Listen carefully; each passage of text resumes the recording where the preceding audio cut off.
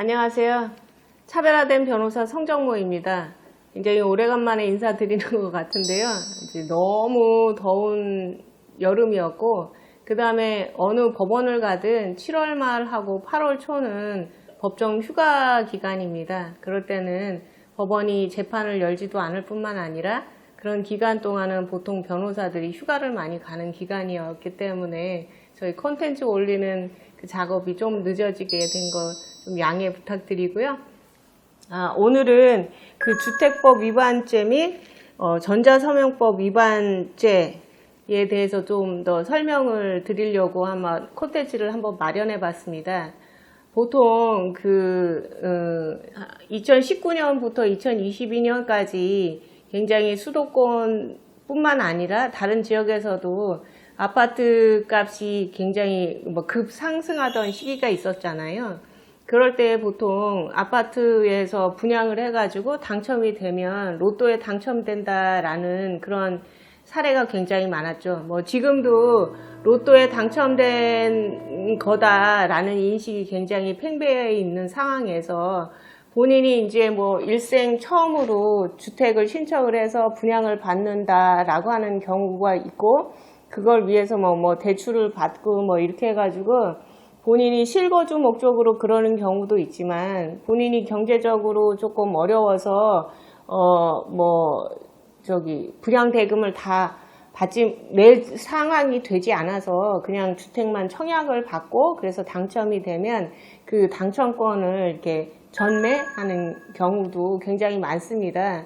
그런데 이제 그러한 전매 제한 기간 내에 전매를 하는 경우에는 주택법에서 주택 공급 교란행위라고 이렇게 봐서 그거에 대해서는 형사적인 처벌을 할 뿐만 아니라 맨 처음에 이제 당첨이 되면 바로 계약금 10%를 내야 되잖아요. 그걸 몰취하는 것도 가능하고, 그 다음에 거기서 끝나는 것이 아니라 주택 공급 교란 행위인 경우에는 이제 10년간 청약 자체를 할 수가 없는 상황이 되는 경우예요. 그런데 그런 케이스가 생각보다 굉장히 많습니다. 그게 LH에서 하는 거든 아니면 다른 민간 시행사에서 하는 거든 분양 신청을 해서 그게 이제 주택 공급 교란 행위가 문제가 돼서 이제 그렇게 5년간, 사안에 따라서는 5년간 청약 제한이 하는 경우도 있지만, 주택 공급 교란 행위 같은 경우에 10년간 청약이 제한이 되는 상황인데, 그렇게 해서 제한됐다라고 하면 이제 그거는 무슨 따로 처분 통지서가 오는 게 아니에요. 본인이 어떤 청약 사이트에 딱 올라가면 컴퓨터에 당신은 10년간, 이렇게 10년, 5년 이렇게 해서 당신은 앞으로는 이런 상황에서는 청약이 못 된다라고 하는 화면이 나타나요. 이제 그런 걸 가지고서는 출력을 해가지고 이제 중앙행정심판위원회에 그 청약 제한 처분을 좀 취소해달라라고 해서 소송을 제기하는, 행정심판을 제기하는 경우가 의외로 많았습니다. 또 제가 이제 국토해양 심판과장으로 있다 보니까 그런 사건은 저희 담당이니까. 그런데 그러한 청약 제한 처분 자체가 어떤 기관에서 처분을 내린 게 아니잖아요. LH가 처분을 내리는 것도 아니고 민간 회사 자체가 처분을 내리는 것도 아니에요. 그게 어떤 금융 관련 시스템에 등재가 돼서 어떤 위법 행위가 있다라고 해서 그게 등재만 되면 당연히 그 10년이든 5년이든은 그 위법 행위의 내용이 뭐냐에 따라서 자동적으로 주어지는 거기 때문에 그걸 하나의 처분이라고 볼 수도 없어서, 그게 행정심판위원회에 저희가 1년에 몇 건에서 몇십 건 정도가 제기가 되면 그거는 거의 대부분 각하사유입니다. 왜냐하면 그 해당 LH나 민간 회사 자체가 그 처분을 내린 당사자도 아니고요. 그거는 금융 어떤 시스템에서 자동적으로 등재되는 거기 때문에 처분성도 없다라고 해서 저희가 각하를 하는 경우가 거의 대부분이었습니다. 따라서 이제 저희가 그런 선례를 내임에도 불구하고 보통 이제 LH에서 그런 청약을 하고 시행이 된다라고 하면 일반인들은 LH는 하나의 공공기관이라고 생각하고 LH가 내린 처분 자체는 무조건 행정심판이나 행정처분이 된다라는 생각을 가지고서는 행정심판위원회에 제기하는 경우도 많습니다. 이제 그 사례 중에 하나가 이제 뭐냐면 주택법 65조에서 주택을 공급받을 수 있는 증서 또는 지위를 양도 양수하거나 알선하거나 알선 목적으로 광고해서는 안 되고 그런 경우에는 3년 이하의 징역 3천만 원 이하의 벌금에 처하도록 되어 있고 그 다음에 내가 받은 이득이 3천만 원이 초과한다 그러면 초과하는 금액에 대해서 벌금을 처하도록 되어 있거든요. 그래서 여기서 보면은 입주자 저축 증서 양도 양수행위라고 했는데요. 옛날에는 보통 이제 당첨이 되면 청약 통장을 양도하거나 양수하는 경우가 많잖아요.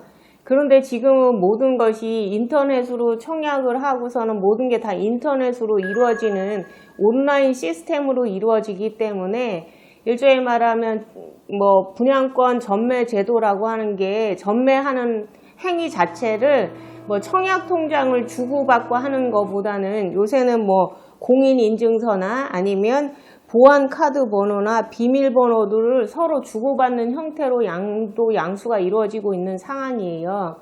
그래서 이 그 피고인도 그 공인인증서나 보안 카드 비밀번호 이런 거를 서로 양도 양수했기 때문에 그래서 검사는 주택법 위반으로 기소를 했어요. 그러니까는 이제 그 피고인 입장에서는 나는 입주자 저축 증서에는 보통 청약 통장을 양도 양수하는 행위가 포함되는데 내가 양도 양수한 거는 기본적으로 공인인증서나 아니면 비번 그런 정도지 청약 통장을 양도 양수한 게 아니기 때문에 나는 그 점에서는 무죄다라고 주장을 했지만 법원 입장에서는 지금은 청약 통장을 서로 주고받는 행태로 이루어지는 게 아니라 그 본인의 뭐 인적사항, 그 다음에 그러니까 그 은행 거래를 위한 공인인증서 이런 걸 서로 주고받는 행위이기 때문에 입주자 저축증서 양도 양수 행위에는 공인인증서를 주고받는 것도 포함이 된다라고 해서 너는 처벌 대상이 된다라고 판단한 바가 있습니다.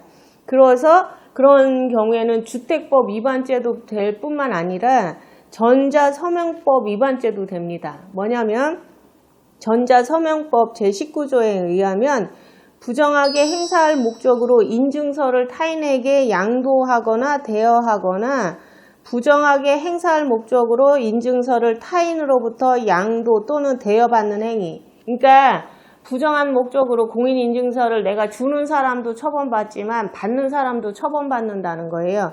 그런 경우에는 1년 이하의 징역과 1,000만 원 이하의 벌금에 처하도록 돼 있어요. 그러니까는 이러한 그 청약, 그러니까는 당첨권 같은 경우를 양도 양수하기 위해서 공인인증서를 서로 주고받는 행위는 주택법 위반죄도 됐지만 전자서명법 위반죄도 되고 그 다음에 매도인뿐만 아니라 매수인도 다 처벌을 받는다라고 하는 경우이고 또한 매도인은 이게 적발이 되는 경우에는 주택공급 질서 교란 행위에 해당돼서 10년간 청약을 할 수 없는 그런 자격의 제한 사유도 발생한다라고 하는 경우이죠. 그래서 이런 불이익이 굉장히 많기 때문에 전매를 제한하고 있는 그 사항에서 위법하게 이러한 그 거래 행위가 이루어지는 경우에는 문제가 될 수 있습니다. 제가 경험적으로 보니까 국태부에 있는 직원들이 어떤 그 아파트가 이제 분양을 해서 당첨자가 결정이 됐어요. 그러면 당첨자의 상황에 대해서 다 검토를 한번 해보더라고요. 그러면 그 당첨자, 그러니까 분양을 신청할 수 있는 자격 중에 하나가 뭐냐면 그 지역에 뭐 6개월이든 1년이든 거주 요건이 있잖아요. 거주 요건인데 실질적으로 그 사람이 당연히 주민등록상에서는 거주자로 되어 있지만 실제 그 사람이 거주하지 않는 경우도 있을 수 있잖아요. 다른 곳에 거주를 하는 경우. 이제 그런데 그런 사례를 막 그러니까는 뭐 관련 자료를 다 뒤져보다 보니까 이 사람이 이 지역에 1년 이상을 거주해야 되는데, 그런데 다른 지역에서 특히나 이제 뭐 가족이 떨어져 있더라. 근데 떨어져 있는데 가족이 떨어진 게 어떤 특별한 사유로 떨어져 있는 것 같지 않다. 그러니까는